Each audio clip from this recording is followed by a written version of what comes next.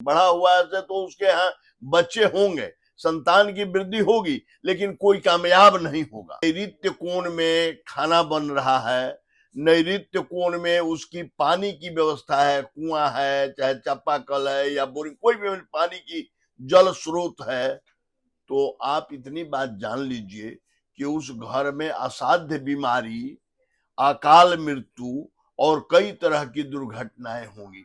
किसी को एमपी बनने का योग है और मुखिया बन गया है, खूब उड़ रहा है, तो इसको नहीं ना पता है कि हमको योग क्या था या क्या पर हम आ गए।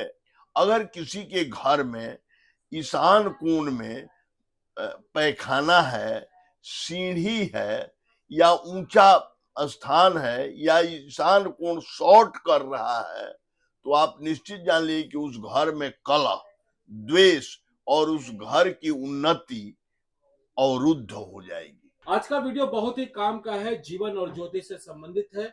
जरूर देखिएगा। आपके घर के वास्तु से संबंधित है, आपके पितर दोष से संबंधित है, आपके उन्नति से संबंधित है। बाबा, आपका स्वागत है हमारे यूट्यूब चैनल पे। धन्यवाद।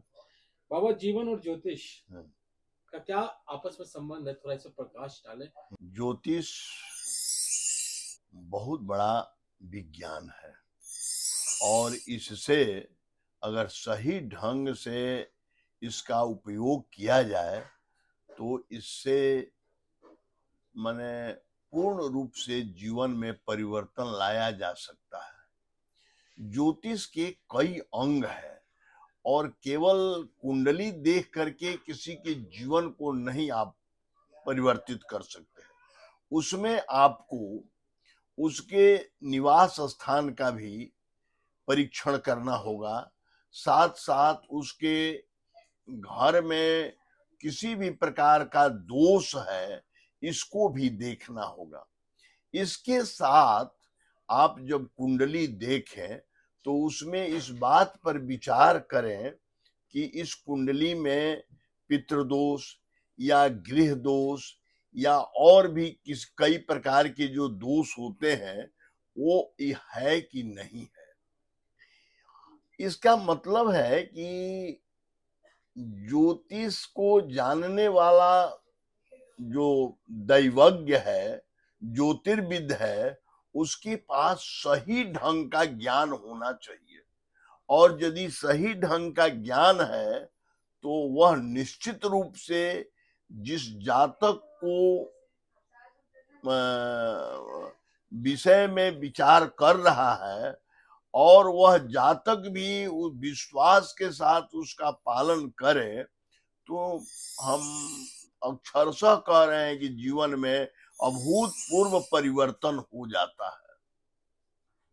बाबा, आपने दोष की बात की है। हाँ कि गृह दोष, हाँ और क्या बोलते हैं, पितर दोष। हाँ, तो कितने प्रकार का दोष होता है जो किसी भी जातक को कई प्रभावित करता कई है? प्रकार के दोष होते हैं, जैसे गृह दोष भी हुआ, तो वास्तु वास्तु दोष। हाँ। अब जैसे किसी की कुंडली में बहुत अच्छा समय चल रहा है, लेकिन उसके घर में अगर नैऋत्य कोण में खाना बन रहा है, नैऋत्य कोण में उसकी पानी की व्यवस्था है, कुआं है, चाहे चापाकल है या बोरिंग, कोई भी पानी की जल स्रोत है, तो आप इतनी बात जान लीजिए कि उस घर में असाध्य बीमारी, अकाल मृत्यु और कई तरह की दुर्घटनाएं होंगी।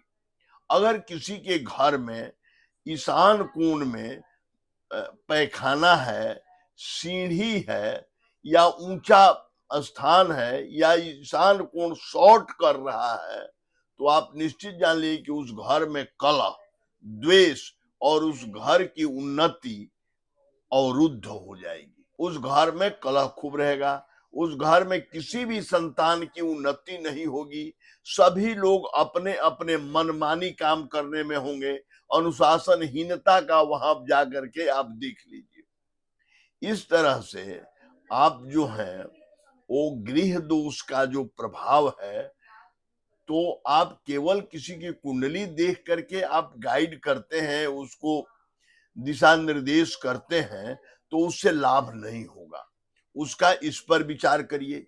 इसके बाद देखिए कि उसके घर में पितृदोष तो नहीं है। अगर पितृदोष है तो उसके यहाँ आत्माएं जो है वो कष्ट में है तो उस घर में भी बरकत नहीं होगी, उन्नति नहीं होगी, चाहे लाख आप कोई भी उपाय करें। इसलिए सबसे पहले जैसे किसी के शरीर में टीबी रोग से वो ग्रसित है और उसको आप पुष्ट से पुष्ट भोजन दे रहे हैं, फल दे रहे हैं, ड्राई फ्रूट्स दे रहे हैं, अंडा दे रहे हैं या जो भी मैंने पौष्टिक पदार्थ दे रहे हैं, फिर भी उसके शरीर पर नहीं लगेगा क्योंकि वो टीबी रोग से ग्रसित है। उसी तरह से आप किसी को रत्न देते हैं, किसी को पूजा करने की सलाह देते हैं, ग्रह शांति का उपाय बताते हैं, और अगर वह जातक इन बाधाओं से पीड़ित है तो उस पर कोई प्रभाव नहीं पड़ेगा। इसलिए इन सारी बातों को विचार करके ही आप ज्योतिष का, अगर कोई कहता है, मेरे पास भी बहुत लोग आकर के प्रश्न करते हैं कि क्या बाबा ये सब, इससे ज्योतिष से कोई लाभ होता है? मैं क्या कहूं, लाभ तो निश्चित रूप से होता है, लेकिन सही ढंग से उसका उपयोग किया जाए तब। तो वास्तु दोष में आपने कहा नैऋत्य कोण से अभिप्राय और ईशान कोण से अभिप्राय, कौन सा दिशा हो गया?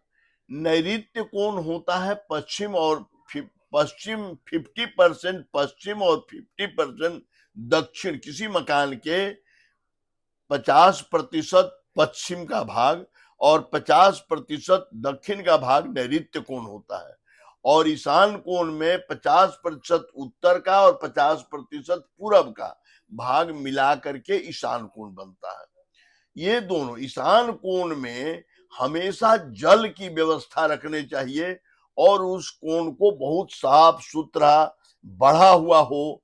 उस घर की उन्नति निश्चित होनी, उसकी मान सम्मान, प्रतिष्ठा, धन, ऐश्वर्य, उसके संतान की उन्नति निश्चित होगी। मतलब 25%, 50% में 25% अगर शॉर्टेज हो, हाँ। उत्तर पूरब कोना, तब क्या करेगा? 50% में 25% शॉर्टेज है उत्तर पूरब कोना, उसको तो ठीक करना चाहिए, ठीक करना चाहिए निश्चित। निश्चित। क्योंकि उसका जो कोई भी हमारे ज्योतिष शास्त्र या आजकल के बहुत से लोग जो लाल किताब या बहुत से तरह के लोग उपचार बताते हैं, हम प्रैक्टिकल लाइफ में उससे लाभ होते हुए नहीं देखे। नहीं, एकदम उसको हम उसमें नहीं विश्वास करते हैं, उसको एकदम सुधार करना चाहिए, या तो बराबर कर दे या फिर कुछ। हाँ हाँ हाँ, या तो अग्नि कोण को शॉर्ट करे, उसको काट करके इसके बराबर कर दे, या इसको कोई तरह से बढ़ावे। 20-25% कटा हुआ है। हाँ हाँ हाँ, तब तो नहीं नहीं ठीक है, नहीं है। उस घर में हमेशा अशांति बनी रहेगी, कोई भी मनोनुकूल काम नहीं होगा। जो क्वालिटी होगी उस घर के जातक में, उस क्वालिटी का लाभ नहीं मिलेगा, हमेशा मन में खिन्नता भरी रहेगी। तो उसका उपाय कोई कुछ उपाय नहीं है? नहीं, वो उपाय तो लिखा हुआ है कि ये बल्ब जलाइए, वो बल्ब, लेकिन वो सब काम नहीं करता, नहीं, मेरे हिसाब से नहीं काम करता।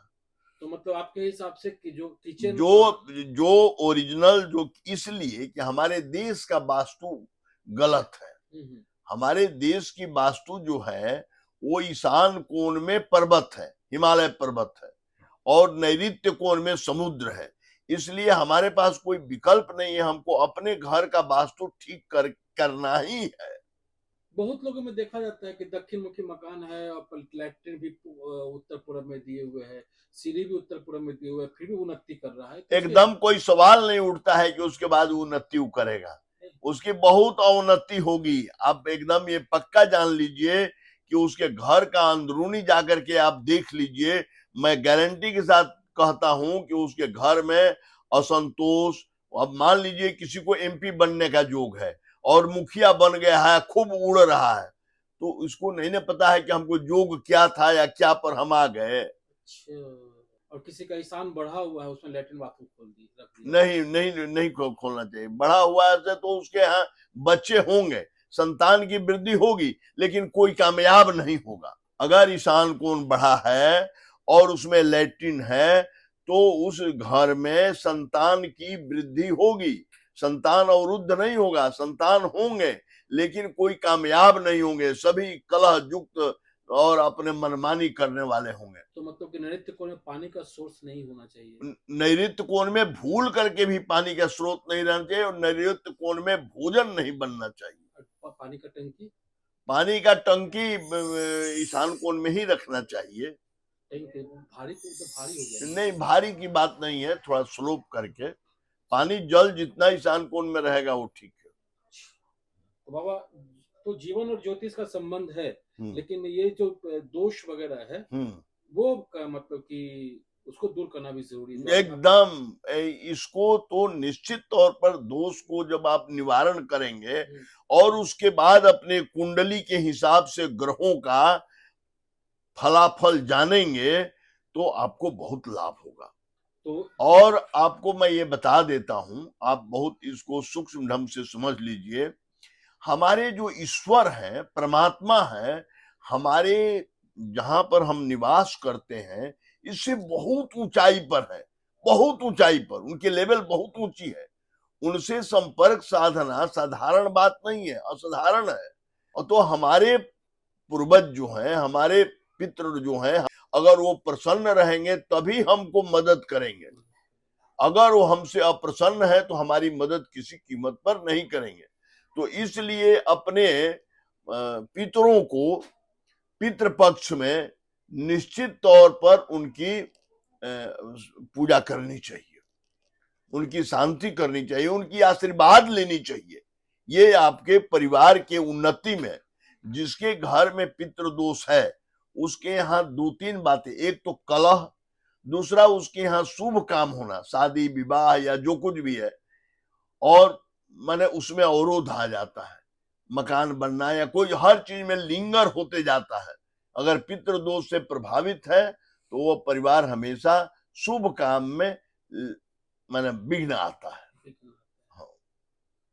तो बाबा, ये सब जो दोष है वो सब तो एक ज्योतिर्विद ही बता सकते हैं। हाँ, कोई सही ज्योतिर्विद से मिलने के बाद आप इन सारी चीजों को जानकर और इसकी व्यवस्था करके अपनी कुंडली के हिसाब से या अपने हाथ के हिसाब से या अपने मस्तक के हिसाब से जो ज्योतिर्विद देख करके आपको गाइड करें, उसके हिसाब से यदि आप कार्य करेंगे, जो रत्न बताएंगे, जो दान करने के लिए बताएंगे, जिस परमात्मा की पूजा करने के लिए बताएंगे, उसको करने के बाद आप जीवन में पूर्ण रूप से सफल होंगे। जरा भी इसमें संदेह नहीं करना चाहिए। बाबा, आपने काफी महत्वपूर्ण बातें हमें बताई है। उम्मीद है लोगों को इसका लाभ मिलेगा। आपने कहा एक अंत में, आपने कहा कि जो पूजा बोलेंगे, वो जिनकी आराधना करने के लिए बोलेंगे वो बोलेंगे, तो क्या सामूहिक रूप से वो किया जा सकता है या फिर कुंडली देख करके, हाथ देख कर ही किया? नहीं, वो पूजा तो कुंडली देख करके, हाथ देख के, फेस देख करके ही बताई जाती है। चलिए बाबा, आपने समय दिया उसके लिए आपका बहुत बहुत आभार, बहुत बहुत धन्यवाद। धन्यवाद। उम्मीद है आपको ये वीडियो अच्छा लगा होगा। अच्छा लगा हो तो लाइक कीजिए, शेयर कीजिए, सब्सक्राइब कीजिए हमारे चैनल को। हम फिर मिले किसी और अपने के साथ। इंसान का नमस्कार, जय भारत, जय बिहार, जय हिंद।